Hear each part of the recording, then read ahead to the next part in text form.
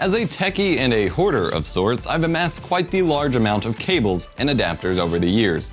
USB cables, Ethernet cables, obscure stuff like FireWire and old ribbon cables, internal PC adapters, and even photography-specific stuff. Even worse, I actually use a lot of these on a fairly regular basis, so despite various attempts, I can't just shove them all in a box and hide them in my closet or under my bed. When I do that, I end up constantly making a huge mess as I dig through it trying to find that one cable I thought I wouldn't need but totally need right this minute. So let's look at a quick and easy way to organize cables in a visible and accessible yet out of the way fashion.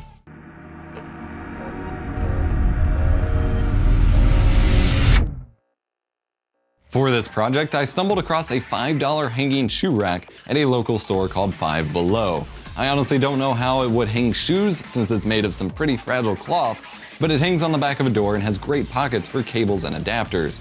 This one gets on the back of our bedroom door, although I've recently moved it to the bathroom door, which is a bit less convenient but more convenient for me to access, and I'm heavily considering picking up a second one for that other door as well, because I need to manage a lot more cables. While this specific configuration may be silly in a more traditional house or home, my small apartment is pretty heavily dedicated to my work.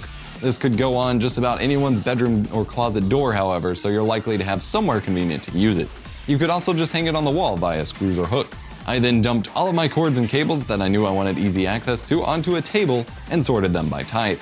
This isn't the best organization, but I did my best to group them by rows by type of cable. So for one row, it's video cables, HDMI, DVI, VGA, component, composite, etc. One row is USB cables, one row is audio cables, optical, 3.5mm RCA, that kind of stuff.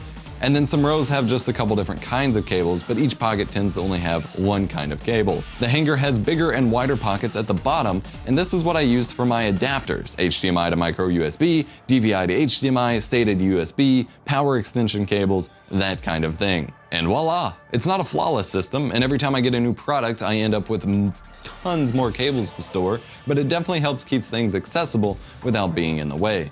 So far, it's been the most effective storage solution that I've used. You can even go a step further and use a paint marker or label maker to label the products, or the pockets of products, to make things easier on you.